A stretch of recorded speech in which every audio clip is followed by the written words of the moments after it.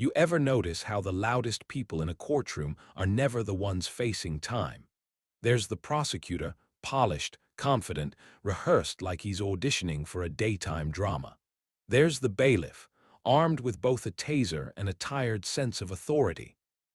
And then there's the judge, heavy robe, heavier voice, and a gavel that thinks it means something. And on that particular Tuesday, in courtroom 2B of the East Fulton District Courthouse, all three were about to learn a lesson they wouldn't soon forget. Jason Statham sat in the defendant's chair. Back straight, shoulders square. Left leg stiff, unmoving, the result of an IED buried too shallow outside Kandahar.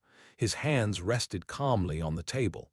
He didn't twitch, didn't blink more than once every few seconds, didn't even acknowledge the gallery whispering behind him. If you'd asked anyone in the room, they'd have said the same thing.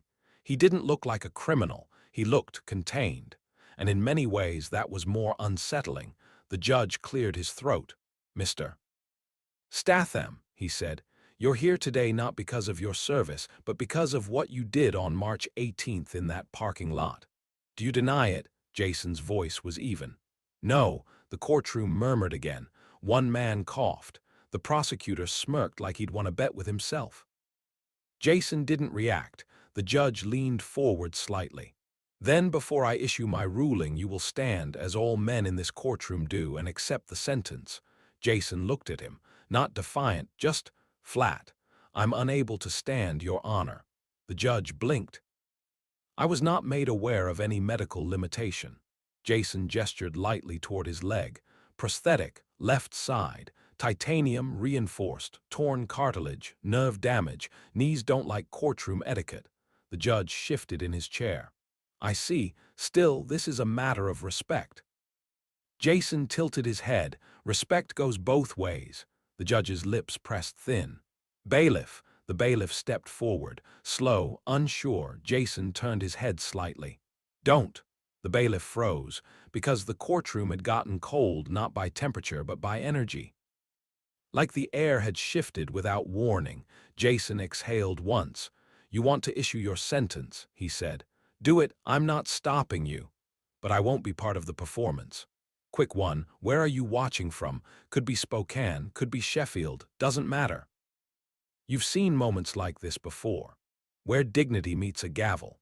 And hey, if this makes you grit your teeth or nod slowly like, "Yeah, I felt that too," go on and hit that subscribe button.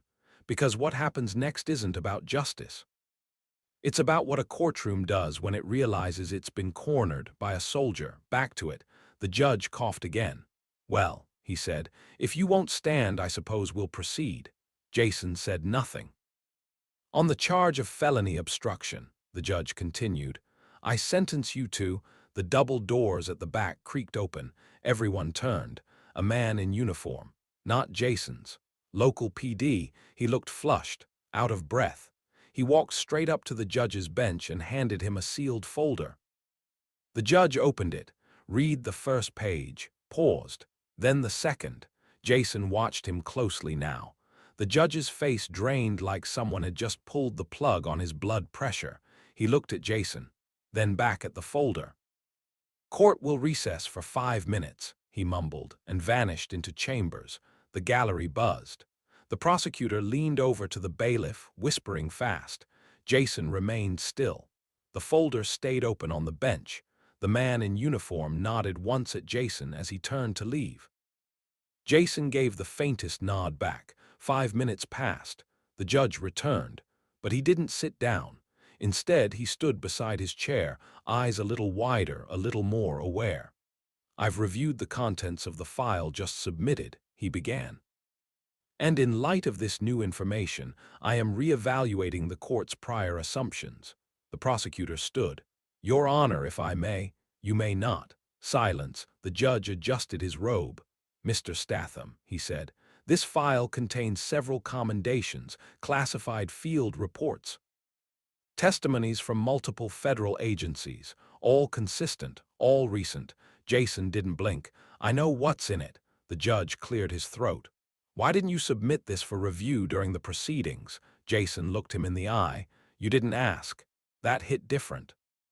Even the bailiff shifted uncomfortably. The judge swallowed. "Well then," he said, "given the new understanding of your previous career and the circumstances surrounding the altercation in that parking lot." He stopped mid-sentence. Jason tilted his head again, just slightly. "Trouble, Your Honor," the judge shook his head. "No, it's just I've never vacated a sentence halfway through issuing it."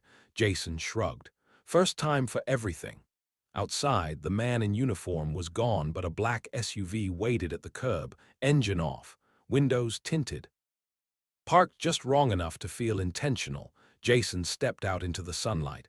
The air was cool, clean. He didn't rush. He walked down the steps like a man who didn't owe the city anything anymore. The prosecutor came out behind him, phone pressed to his ear.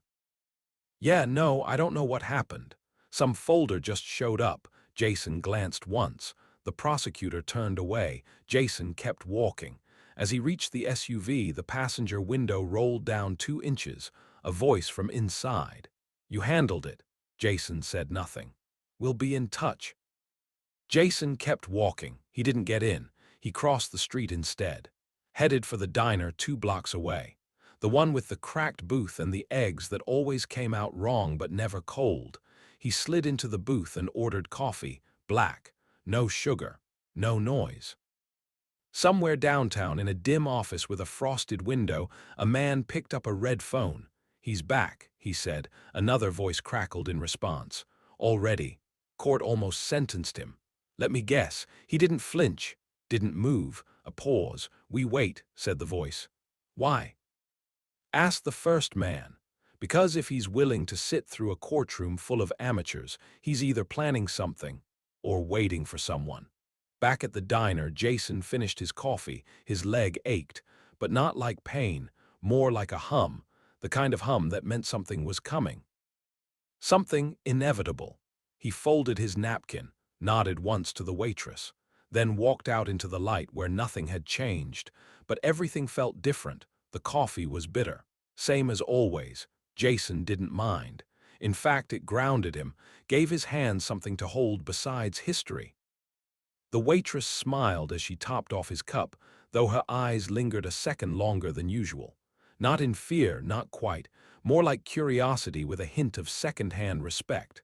"Refill?" she asked. Jason nodded. Outside the window, the courthouse loomed like it was trying to remember what just happened. Like it couldn't quite make sense of how a sentencing turned into an apology. Jason sipped. Across the street, the black SUV was gone. Good, but not far. He unfolded the napkin on the table, same one he used to wipe his hands, and stared at what had appeared underneath it while he wasn't looking. A key, simple, silver, no tag, not a mistake. A message. Jason didn't blink, just pocketed the key, dropped cash on the table, and stood. His left leg clicked softly as he exited the diner. No limp, just a mechanical rhythm, predictable, calm. He turned right, north 2 blocks, then west 3, until he stood in front of a narrow red door between a dry cleaner and a vape shop pretending to be a bookstore. The key fit. Of course it did. Inside, quiet. Dim, a hallway lined with storage lockers. Cement floor, flickering fluorescence, the kind of cold that didn't come from weather. Locker 204. He walked straight to it, unlocked, opened, inside, a duffel bag, a manila envelope, and an old burner phone off, battery taped to the side. Jason took them all, walked to the back exit, didn't rush, didn't hesitate, just moved 3 blocks away. A man in a faded sports jacket was already on the phone. "Yes," he said. "He found it." "Good," the voice replied. "And now?" "Now we see what he does next." The man swallowed. "And if he opens the file," the voice was quiet, "then it means he's ready." Jason sat on a bench under a dead tree and opened the envelope. No label, no return address, just 3 things inside: a photo, black and white, grainy. A woman in a courtroom lobby looking over her shoulder. A flight itinerary one way, under a different name, for 7:45 p.m. tonight. A single line written on the back of the photo, she testified. "They sealed it. You weren't supposed to know." Jason stared at the handwriting. It wasn't familiar, but it was clean, confident, Military block script, the kind used by people who didn't like gray areas. He slid the items back into the envelope, pocketed the burner, and stood. His eyes flicked up to a passing bus, Route 13. Government buildings. Every hour, he got on. Didn't look back. Meanwhile, in a basement office beneath the East Fulton Records building, a clerk made a mistake.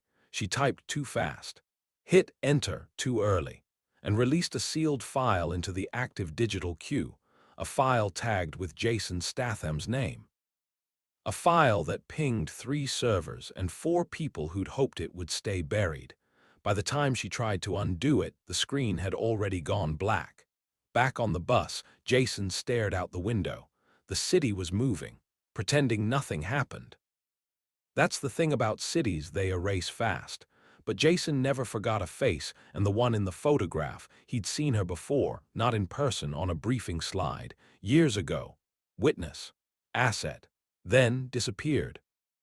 But now she was back, and apparently the reason the judge choked in the middle of his sentencing. Jason stepped off at the next stop, walked straight to the records building. He didn't use the front door. He took the maintenance ramp, through the loading dock, past the vending machine with expired gum, and into the elevator with the broken camera, the one they never fix because nobody uses that thing anyway. Sublevel 2, he got off, hallway, 4 doors, all locked except one. Room 22B, he knocked once, no answer, then opened it. Inside, dim light. Dust, a monitor still warm, and someone in the corner, trying very hard not to breathe. Jason didn't speak, just waited. The figure stood up, woman, mid-40s, nervous, wearing a staff badge that had expired 2 years ago. "You shouldn't be here," she said. Jason didn't move. "Neither should you." She looked around, panicked. "They'll trace the ping." "They already have." She exhaled sharply, sat down. Jason stepped forward. "Why was the file sealed?" She swallowed. "Because if it came out, it would have voided everything. The ruling, the arrest, the narrative." Jason narrowed his eyes. "Who sealed it?" She looked away. "Same people who gave you that court date." 2 men sat in a black van 3 blocks away. The screen in the middle showed Jason's live location. "He's in," one of them said. "Get ready," said the other. But neither noticed the third figure approach from the rear until the power cut. Jason didn't kick the van open. He just opened the door, stared inside, and dropped the burner phone onto the floor. "Your tailing techniques are getting lazy." Then he slammed the door shut from outside, locked it, and walked away. The van's backup battery fried as the lock system looped. Inside, panic. Jason kept walking. The woman from records followed him out the back. "I didn't want to be part of it," she said. "I believe you," Jason replied. "But," he looked at her, "now you are." He handed her a slip of paper. "Flight leaves at 7:45. Go, you don't want to be in this city tomorrow." She took it, hesitated, then ran. Back in the records office, the sealed file blinked once, then disappeared. Somewhere far away, a server kicked on, one that hadn't been used in 5 years. Inside, names, testimonies. A second file, unopened for now. Jason walked past the courthouse again. This time he didn't go in. He just looked at it, like a man visiting the grave of something he'd already buried once. Then he turned and walked into the night. Downtown, in a black glass tower with no nameplate, a phone rang. A man answered. "He's active again." "Fully?" "Yes." "Then we accelerate the timetable." Click, back in the diner, the waitress found something on Jason's table from earlier, a folded receipt on it, 4 numbers, and 1 word. "Soon." She stared at it for a moment, then quietly locked the door. The next morning, it rained like the sky had something to say but couldn't put it into words. Just noise and weight. Heavy droplets bouncing off rooftops, pooling on sidewalks, and running down the courthouse steps like they were trying to wash something away. Jason didn't mind the rain. It masked things, movements, footsteps, tension. He moved through it like it wasn't there, coat damp, hands in pockets, mind quiet but tracking, always tracking. A city this loud, it tells. Patterns, small shifts in background rhythm, and today the rhythm was wrong. The bus routes were off by a minute. The newspaper guy on 8th didn't show up. The lobby security guard at the federal building had two radios instead of one, and was listening to neither. Too many changes, too subtle to be coincidence. Jason passed the coffee shop across from City Records, the one with the cracked window and the old man who always sat outside playing chess with himself. No old man today, no chess board, just a steaming cup, untouched, on the table. Jason didn't go inside. He kept walking. 3 blocks east, then turned into an alley lined with dumpsters and regret. He reached into his coat, pulled out a small transceiver, turned the dial once. A hidden door clicked open behind a row of pallets. He stepped inside. The space was dark. Familiar steel walls. A table. A screen. On the table, the second file, the one no one wanted opened. He picked it up, flipped the seal inside. Transcripts, courtroom testimony sealed, names redacted. But Jason knew voices, knew cadence, and in the middle of the testimony, his name, not as a defendant, as a target. Half a city away, a conference call began with no names, no greetings. Just 6 voices and one goal: get Jason Statham back under control. He's accessing legacy files. He wasn't supposed to know they existed. He wasn't supposed to make it to sentencing. He wasn't even supposed to walk again. A pause, then a new voice. Do it quietly. We don't want another version of Belgium. Jason's name disappeared from 2 court systems that hour. By the third, a black van had already left the garage. The woman from Records sat in the terminal. Gate 7. She watched every person twice. The gate agent smiled at her once, too friendly. She didn't smile back. She opened the napkin from her coffee.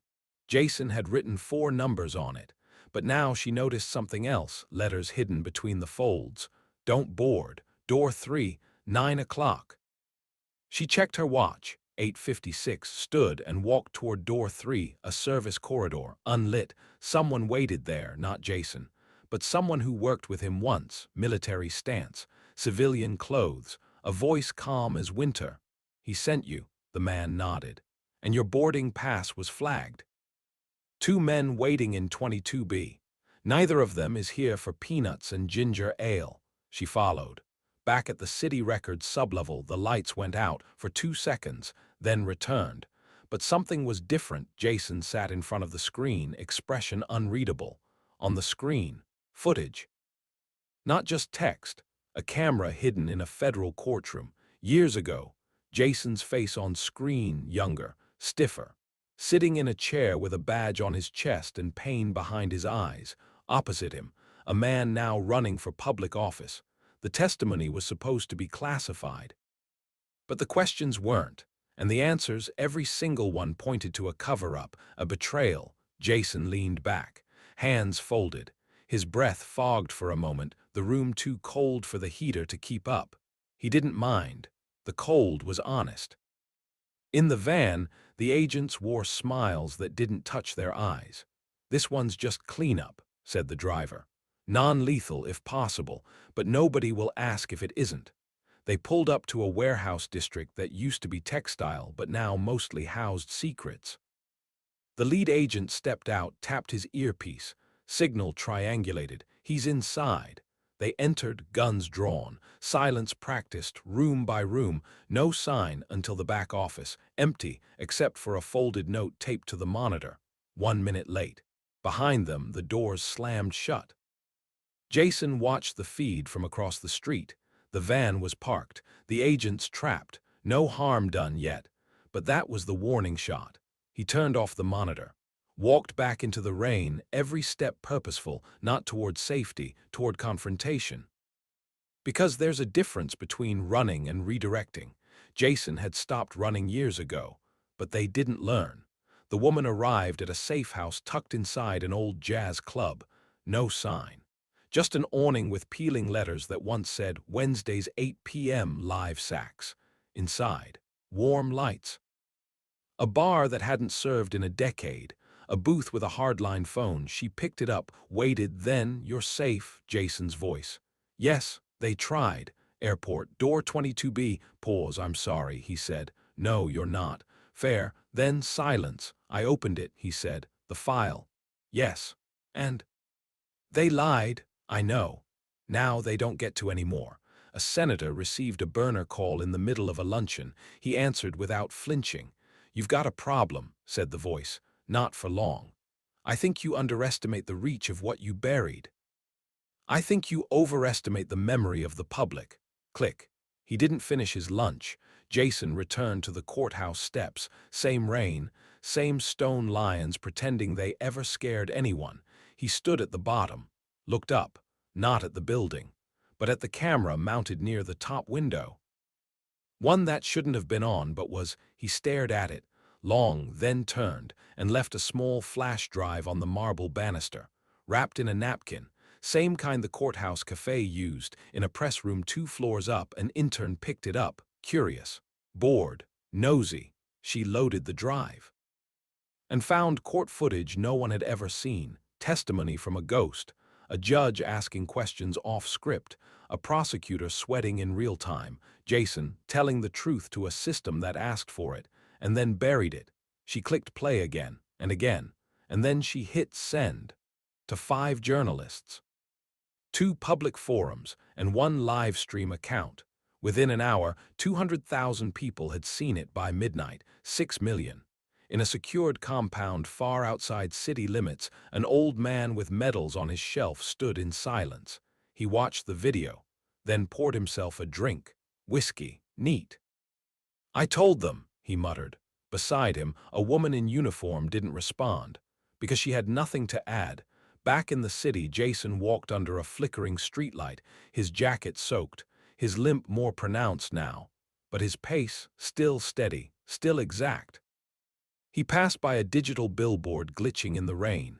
It flickered once, then showed his face, not an ad, not a headline, a pause, like the city itself was remembering him, and for the first time in years, it didn't look away.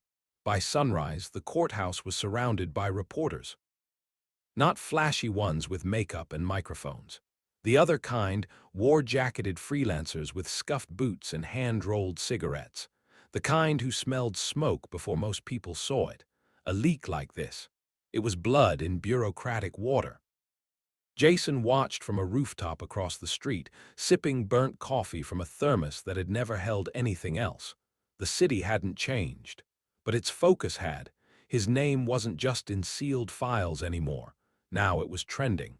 Every hour, a new clip. Every hour, a new edit of the courtroom video with tighter subtitles and angrier captions.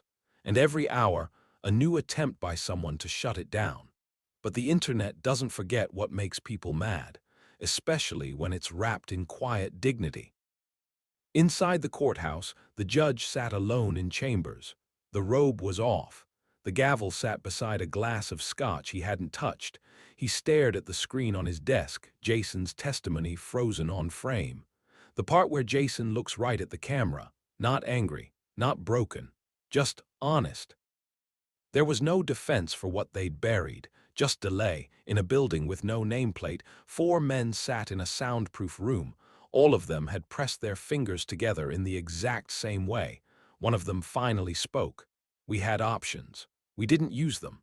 Another added. He was the option. Then silence again. Then we moved to extraction protocol. Someone objected. He's not hostile. He's not obedient either. No, he's worse.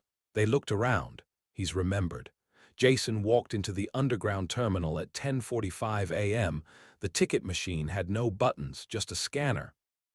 He slid a black card. The machine blinked once. Accepted. He moved through a sliding panel down a staircase that hadn't seen public feet in years. At the bottom, a train platform with 1 bench and 1 light that never flickered. A woman waited there, older. Military haircut. Civilian clothes. Didn't think you'd come, she said. Jason didn't look at her. Didn't think I had a reason to. And now, he met her eyes. Now I've got a file, she nodded. Then you're owed answers. The train wasn't really a train, more like a corridor on wheels, no windows, just soft lights and low hums.